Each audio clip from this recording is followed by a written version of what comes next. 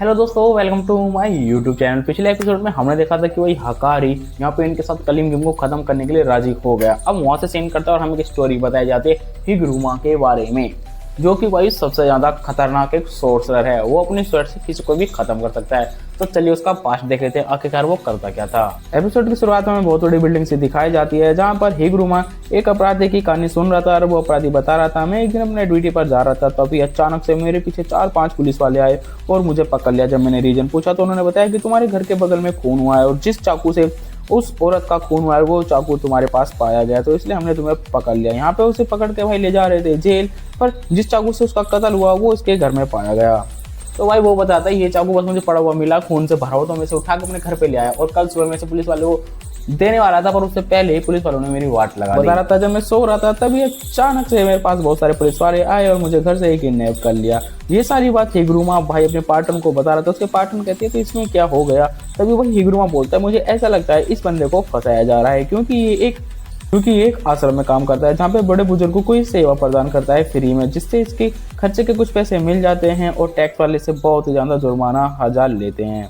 हिगुरुमा का कहने का मतलब ये था कि इस बंदे को फंसाया जा रहा है, खून किसी और ने क्या है पर इसे फंसाया जा रहा है और वो बचना चाह रहा है और वो बहुत पावरफुल आदमी है। हिगुरुमा कहता है मैं इस बंदे को बचाना चाहता हूँ और वो दोनों उस केस को सोल्व करने के लिए निकल जाते हैं। तभी उसकी पार्टनर कहती है हिगुरुमा सर आप अपने आप को समझते क्या हो, ऐसे केस में हमें पैसे कम मिलते हैं और काम हद से ज्यादा होता है। तो भाई यहाँ पे मतलब ये लड़की ना पैसों की लालची है, पर हिगुरुमा भाई इंसान को देखता है कि इस इंसान के लिए कुछ करना चाहिए या नहीं। तो हिगुरुमा कहता है मैं इसका केस सोल्व करके रहूंगा, चाहे सारा कुछ भी हो जाए। जहाँ पर वो क्रिमिनल जाता था वहाँ पर जाके हिगुरुमा ने इन्वेस्टिगेशन किया और उससे बहुत सारी चीजें पता चली, जैसे कि वो बंदा सच में एक वृद्धाश्रम में काम करता था जहाँ पर वो बुजुर्ग लोगों को हॉस्पिटलाइजेशन मतलब उन्हें सुविधा प्रदान करता था, उनकी मदद करता था। तो इसके लिए उसे कुछ खर्चे के लिए पैसे मिलते थे, जिसका उसका दिनचर्या का खर्चा चलता रहता था। पर अब देखो ये सारी बातें उसे पता चल चुकी थी कि मतलब एक तरह से वो बिल्कुल निर्दोष है, पर जो इसे फंसाना चाह रहा है वो इसे मरवा के ही मानेगा।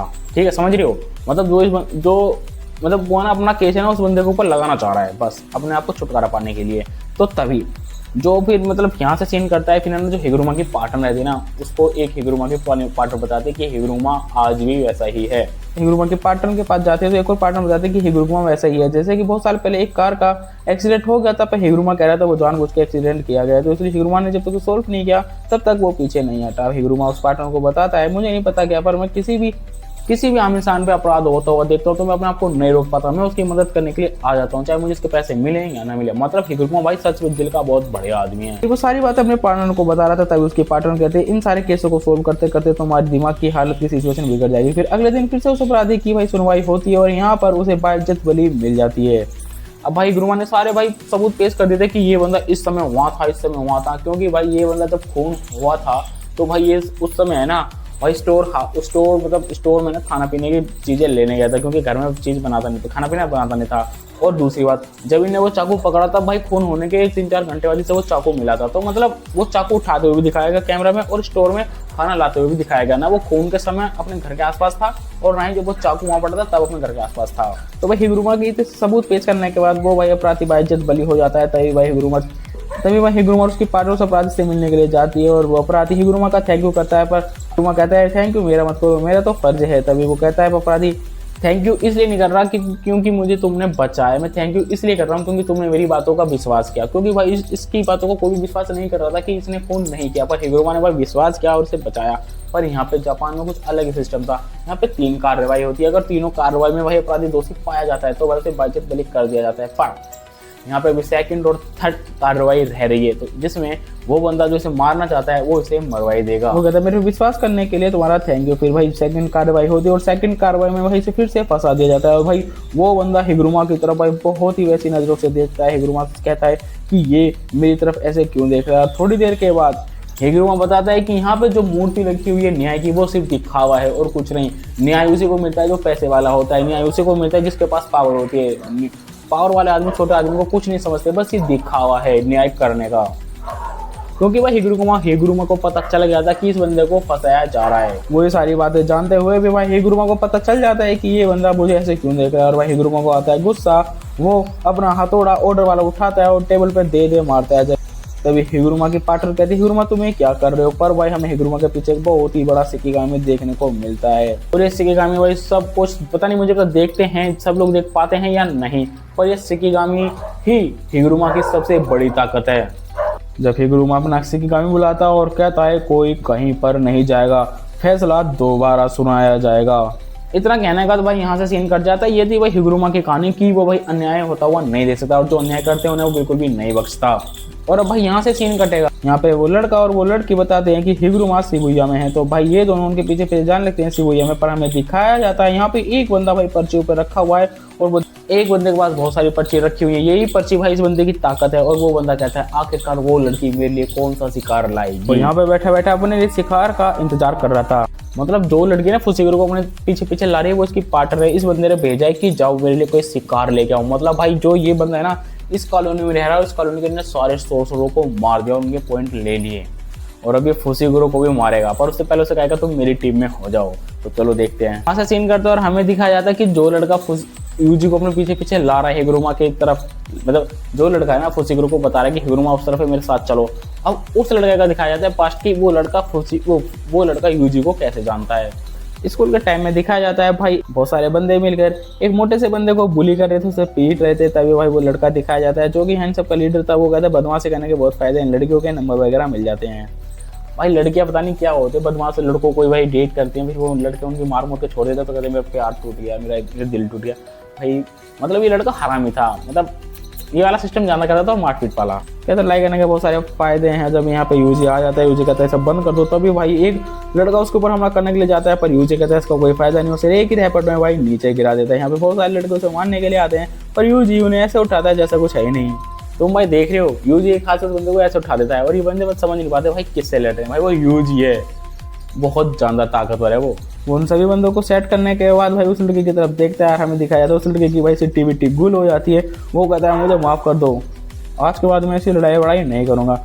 तो भाई हमें बताया जाता है कि ये लड़का यूजी को इस तरीके से जानता है, मतलब वो यूजी को इस नज़रों से देखता है कि बहुत ज़्यादा ताकतवर है। पर जो अपना जो लड़का है ना वो यूजी को भाई हिगुरुमा के पास ले जाता है। पर उसे ऐसा लगता है कि यूजी ना हिगुरुमा को नहीं हरा पाएगा। मतलब यार वो लड़का है ना यूजी को कम आंक रहा है, मुझे पता नहीं वो कितना ताकतवर भाई।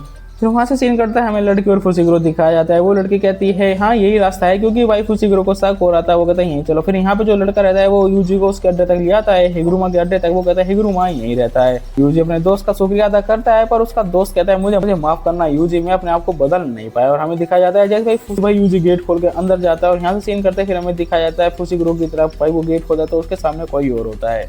वो कहता है मुझे माफ करना हिगुरुमा यहाँ नहीं है, पर हिगुरुमा से भी ज्यादा ताकतवर कोई यहाँ है। भाई मैं एक ही बात कहना चाहूँगा, इसके कपड़े मुझे एकदम बेकार लग रहे हैं बहुत ज्यादा, पर है तो ज्यादा ताकतवर पर यार बेकार लग रहा है, बिल्कुल बेकार लग रहा है।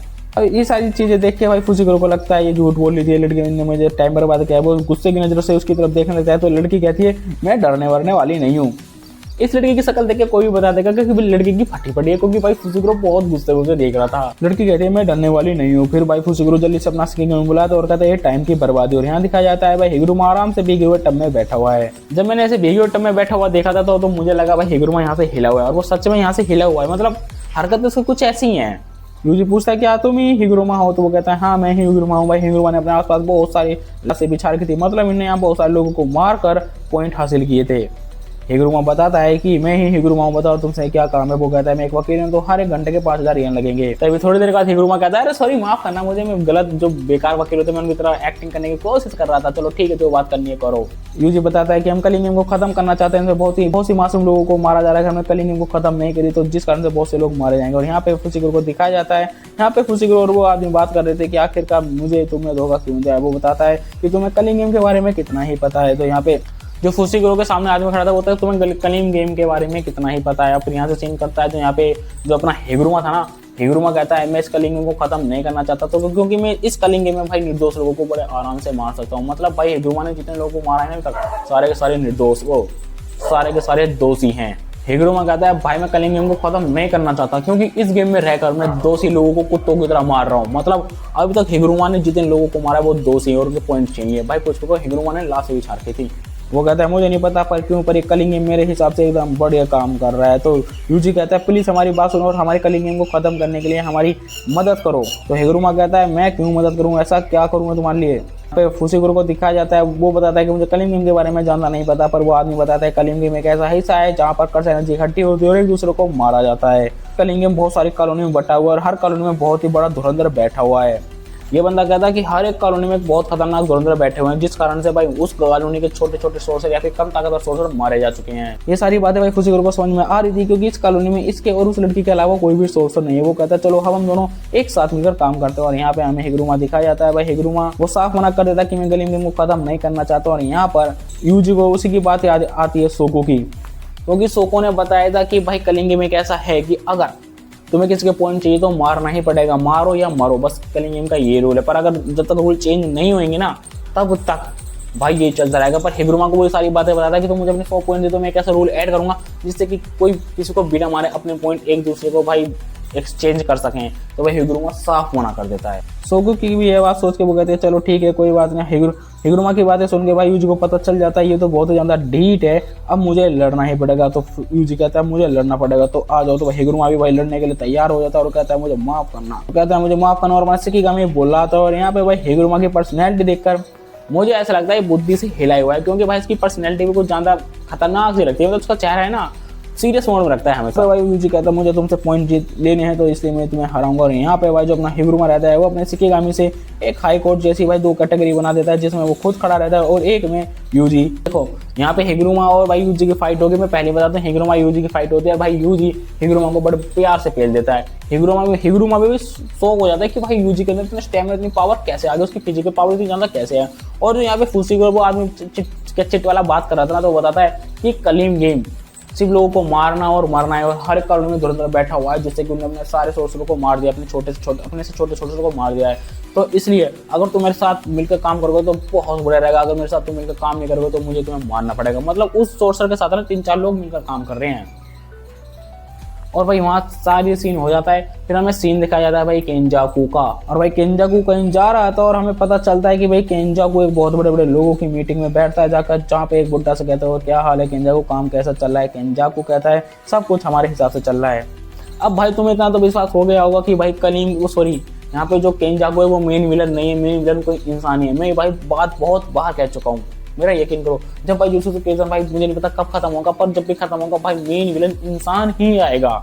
समझ रही हो, मेन विलन इंसान जैसे फुशिगुरु है तो ये इनके जैसे ही होगा वो भी।